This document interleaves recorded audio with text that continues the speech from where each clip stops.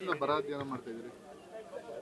ಏನು ನಮ್ಮ ಮುಖ್ಯಮಂತ್ರಿಗಳು ನಮಗೆಲ್ಲ ಮಂತ್ರಿ ಮಾಡಿದ ತಕ್ಷಣ ಮೊದಲನೇ ಕ್ಯಾಬಿನೆಟ್ನಲ್ಲೇ ಪ್ರತಿಯೊಬ್ಬರು ಹೋಗಿ ತುರಾಯಿ ನಾಕ್ಸ್ಕೊಳ್ಳೋದು ಬಿಟ್ಬಿಟ್ಟು ಮೊದಲು ಬರದ ಅಧ್ಯಯನ ಮಾಡಿ ಒಂದು ವರದಿ ಕೊಡಿ ಅಂತಕ್ಕಂಥ ಆದೇಶವನ್ನು ಕೊಟ್ಟರು.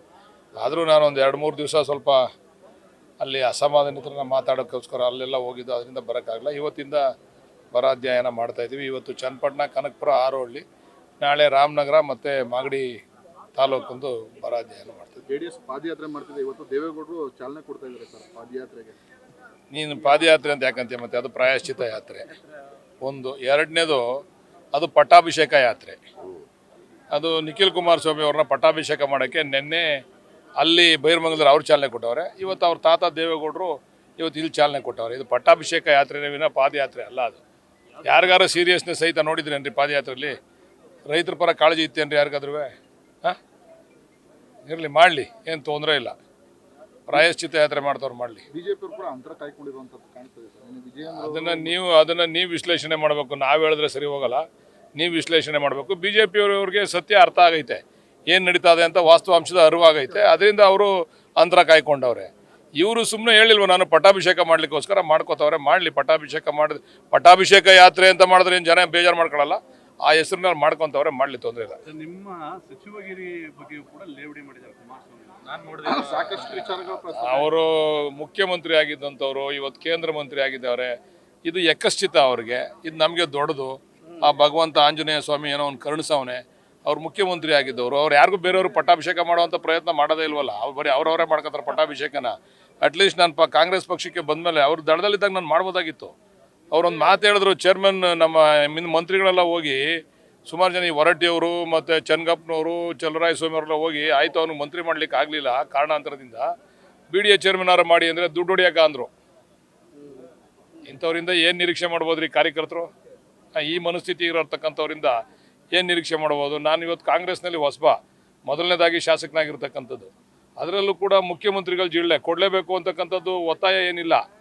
ಕೊಡಲೇಬೇಕು ಮುಖ್ಯಮಂತ್ರಿ ಜಿಲ್ಲೆಗೆ ಅಂತ. ಜೊತೆಗೆ 4 ಕ್ಷೇತ್ರ ಇರ್ತಕ್ಕಂಥದ್ದು. ಅಂಥದ್ರಲ್ಲಿ ಇವತ್ತು ಹೈಕಮಾಂಡ್ ಮತ್ತು ನಮ್ಮ ಮುಖ್ಯಮಂತ್ರಿಗಳು ವಿಶ್ವಾಸ ಇಟ್ಟು ನಮಗೆ ಕೊಟ್ಟವ್ರೆ ಅಂತಂದರೆ ಅದು ಕುಮಾರಸ್ವಾಮಿ ಅವ್ರಿಗೆ ಯಕಶ್ಚಿತ ಇರ್ಬೋದು. ಇದು ನನಗೆ ದೊಡ್ಡದು. ಸ್ನೇಹಿತ ಅಂತ ಅನ್ಕೊಳ್ಳಲ್ಲ ಅಂತ ನಾವೇನು ಅರ್ಜಿ ಹಾಕಿದ್ದೀವಿ ಅನ್ಕೊಳ್ಳಿ ಅಂತ. ಅವ್ರೇನು ಅನ್ಕೊಳ್ದೇವ್ರೆ ಸಾಕು ನಮ್ಗೆ ಸದ್ಯ. ನಾವು ಯಾರು ಅರ್ಜಿ ಹಾಕೊಂಡು ಹೋಗಿಲ್ಲ ಅನ್ಕೊಳ್ಳಿ ಅಂತ. ಅವ್ರು ಇನ್ನು ಮುಂದೆ ಅರ್ಜಿ ಹಾಕೋದು ಬೇಡ. ಯಾರ್ಯಾರಿಗೂ ಹಾಕ್ತಾರೆ. ಅವ್ನು ವಾಸಿಗೆ ಏನೇನೋ ಬೈದ್ರು. ಈಗಾಗಲೇ ವಾಸು ಸ್ವಲ್ಪ ಇದಾಗಿರೋದಕ್ಕೆ ಆಗಲೇ ಅಲ್ಲಿ ಅರ್ಜಿ ಹಾಕಕ್ಕೆ ಹೋಗೋರೆ. ಇವನ್ನೆಲ್ಲ ಬಿಡಿ ಅಂತ ಹೇಳಿ ಅರ್ಜಿ ಹಾಕೋದು ಕುಮಾರಸ್ವಾಮಿ. ಅಧಿಕಾರಕ್ಕೆ ಬರದೆ ಹೋದ್ರೆ ಅನ್ಯಾಯ ಎಂತದ್ರಿ? ಇವತ್ತೇನಾರ BJP ಸೇರ್ಕೊಳ್ದೆ ಹೋಗಿರೋ ಜನತಾದಳ ಇರ್ತಿತ್ತೇನ್ರಿ? ಹಾಂ, ನೋಡ್ರಿ, ಒಬ್ಬ ಶಾಸಕ ಆಗೋದು ಕ್ಷೇತ್ರದ ಕೆಲಸ ಮಾಡೋದಕ್ಕೆ, ಬರೀ ಸುಮ್ಮನೆ ಏನೋ ಬೂಟಾಟಿಕೆಗೆ ಶಾಸಕ ಆಗ್ತಕ್ಕಂಥದ್ದಲ್ಲ. ಅಧಿಕಾರಕ್ಕೆ ಬರದೆ ಹೋದರೆ, ಅಧಿಕಾರನೇ ಸಿಗದೆ ಹೋದರೆ ಎಲ್ಲಿ ಕೆಲಸ ಮಾಡ್ಲಿಕ್ಕೆ ಆಗ್ತದೆ? ನಾವು ಅಧಿಕಾರಕ್ಕೆ ಬರ್ತಕ್ಕಂಥ ರೀತಿಯಲ್ಲಿ ಅವ್ರ ನಡವಳಿಕೆ ಇರಲಿಲ್ಲ. ಈಗ ಅವರು ಅಡುಗೆ ಮುಳುಗೋಯ್ತದೆ ಅಂದಾಗ ಹೋಗಿ BJP ಸೇರ್ಕೊಂಡವ್ರೆ. BJP ಸೇರ್ಕೊಳ್ದೆ ಹೋಗಿದ್ರೆ ಅಡುಗೆ ಮುಳುಗೋಯ್ತಿರಲ್ವ ಅಷ್ಟೊತ್ತಿಗೆ ಅವ್ರದ್ದು? ಹಾಂ, ಇವತ್ತು ಹೊಸ ನಾಟಕ ಶುರು ಮಾಡವ್ರೆ. ಯಾರು BJPಗೆ ಅಧಿಕಾರದ ಹಸ್ತಾಂತರ ಮಾಡದೆ ಟೋಪಿ ಹಾಕಿದ್ರಲ್ಲ ಯಡಿಯೂರಪ್ಪನವ್ರಿಗೆ, ಈಗ ಅವ್ರ ಜೊತೆ ಹೊಸ ನಾಟಕ ಶುರು ಆಗೋದು. ಈಗ ಕಾಂಗ್ರೆಸ್ನಲ್ಲಿ ಇದ್ದಂತ ಶಾಸಕ ಅಸಮಾಧಾನ ಇದ್ರೆ ಏನಿದ್ದಾರೆ ಅವರೆಲ್ಲರೂ ಕೂಡ JDS ಬರ್ಬೋದು ನಾವು ಪಾಪ ಅಂತ ಅಗಲ್ಗನ್ಸ್ ಕಾಣೋದು ಬೇಡ. ಅಗಲ್ಗನ್ಸ್ ಕಾಣೋದು ಬೇಡ. DK ಶಿವಕುಮಾರ್ CM ಆಗಿ 2 ತಿಂಗಳು ಕಳೆದಿದೆ ಸರ್. ಇನ್ನೂ ಕೂಡ ಪರಿಪೂರ್ಣ ಸರ್ಕಾರ ರಚನೆ ಆಗಿಲ್ಲ. ಪ್ರತಿನಿತ್ಯ ಸರ್ಕಾರದಲ್ಲಿ ಗೊಂದಲ ಒಂದ್ ಕಡೆ. ಈಗ ಕೇಳ್ರಿ, ಕೆಲಸ ಕಾರ್ಯಗಳಾಯ್ತಾ ಇಲ್ವಾ? ಅಥವಾ ಸಂಬಳ ಸಾರಿಗೆ ಸಿಗ್ತಾ ಇಲ್ವಾ ಅಧಿಕಾರಿಗಳಿಗೆ? ಏನಾಗ್ತಾ ಇಲ್ಲ. ಸಿಸ್ಟಮ್ ನಡೀತಾ ಇದೆ. ಇದ್ರಲ್ಲಿ ಸ್ವಲ್ಪ ಹೆಚ್ಚು ಕಡಿಮೆ ಇರ್ತದೆ. ಇಲ್ಲಿ ಯಾಕೆ ಅಂದರೆ ಇಲ್ಲಿ ಸುಮಾರು 100 ಜನಕ್ಕೂ ಮೇಲ್ಪಟ್ಟಂಥವ್ರು ಶಕ್ತಿ ಇರ್ತಕ್ಕಂಥವ್ರು ಇಲ್ಲಿ ಶಾಸಕರಾಗಿದ್ದಾರೆ. ಅಷ್ಟು ಸುಲಭ ಅಲ್ಲ ಸಮಸ್ಯೆನ ಬಗೆಹರಿಸ್ತಕ್ಕಂಥದ್ದು. ಈಗ 15-20 ಜನ ಗೆದ್ದು ಮುಖ್ಯಮಂತ್ರಿಯಾಗಿ ಬಗೆಹರಿಸೋದೇ ಬೇರೆ. 140 ಜನ ಗೆಲ್ಸ್ಕೊಂಡು ಮುಖ್ಯಮಂತ್ರಿಯಾಗಿ ಸಮಸ್ಯೆ ಬಗೆಹರಿಸ್ತಕ್ಕಂಥದ್ದು ಒಂದು ಚಾಲೆಂಜಿಂಗ್ ಇಶ್ಯೂ. ಬಗೆಹರಿಸ್ತಾರೆ. ಮಾಧ್ಯಮದವ್ರಿಗೆ ನನಗೇನು ಅರ್ಥ ಆಗಲ್ಲ. ಬಗ್ಗೆ ಸಿಸ್ಟಮ್ ನಿಂತೋಗ್ಬಿಟ್ಟಿದ್ರೆ ನೀವು ಹೇಳಿ.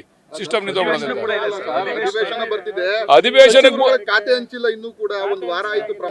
ತಾವು ಮಾಧ್ಯಮದವರು ಅಷ್ಟೊಂದು ತಲೆ ಕೆಡಿಸ್ಕೊಳ್ಳೋದು ಬೇಡ. ಈಗ ಹಂಚ್ತಾರೆ, ಆಮೇಲೆ ನಾವು ಯಶಸ್ವಿಯಾಗಿ ಅಧಿವೇಶನ ನಡೆಸ್ತೀವಿ. ನಾವೆಲ್ಲರೂ ಕೂಡ ತಯಾರು ಮಾಡ್ಕೊಂಡಿದ್ದೀವಿ. ಈಗಾಗಲೇ ಮೌಖಿಕವಾಗಿ ಆದೇಶ ಆಗಿದೆ. ಇನ್ನೇನು ಅಧಿಕೃತವಾದಂಥ ಆದೇಶ ಸಿಗ್ತದೆ. ಮಾಧ್ಯಮದವ್ರಿಗೆ ಹೇಳ್ಬೇಕು ಅದನ್ನ. Thank you.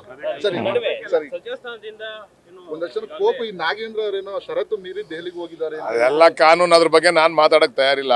ಅದೆಲ್ಲ ಕಾನೂನು ಏನು ಹೇಳ್ತದೆ ಅದೆಲ್ಲ ವಿಚಾರ ನನಗೆ ಗೊತ್ತಿಲ್ಲ. ಅಷ್ಟೊಂದು ವಿಶ್ಲೇಷಣೆ ಮಾಡುವಂಥದ್ದು ದೊಡ್ಡವನು ಅಲ್ಲ ನಾನು. ಅದನ್ನು ಹೈಕಮಾಂಡ್ ಗಮನ ಹರಿಸ್ತದೆ, ಮುಖ್ಯಮಂತ್ರಿಗಳು ಗಮನ ಹರಿಸ್ತಾರೆ. ನನಗೆ ಕುಮಾರಸ್ವಾಮಿ ಮತ್ತೊಂದು ಹೇಳಿ ಸರ್, 1 ಎಕರೆಗೆ 3 ಕೋಟಿ ಕೊಡ್ತಾ ಇದ್ದಾರೆ ಈಗ ಅಂತೇಳಿ ಆರ್ ಅಶೋಕ್ ಕೂಡ ಹೇಳಿರುವಂತ. 1 ಎಕರೆಗೆ 3 ಕೋಟಿ ಹೆಂಗ್ರಿ ಕೊಡೋಕ್ಕಾಯ್ತದೆ? 2ರಿಂದ 3 ಕೋಟಿ ಅಂತ ಹೇಳಿರೋದು. 2ರಿಂದ 3 ಕೋಟಿ. ಕೆಲವು ಜಾಗದಲ್ಲಿ 3 ಕೋಟಿ ಸಿಗ್ತದೆ, ಕೆಲವು 2.5 ಕೋಟಿ ಸಿಗ್ತದೆ, 2 ಕೋಟಿ ಸಿಗ್ತದೆ. ಮತ್ತೆ ಮರ ಮಾಲ್ಕೆ ಎಲ್ಲ ಸೇರಿದ್ರೆ 3-3.5 ಕೋಟಿ ಅಷ್ಟು ಸಿಗ್ತದೆ. Thank you sir, thank you sir, thank you sir. News First ನಿರ್ಭೀತಿಯಿಂದ ನಿಮ್ಮ ಪರವಾಗಿ.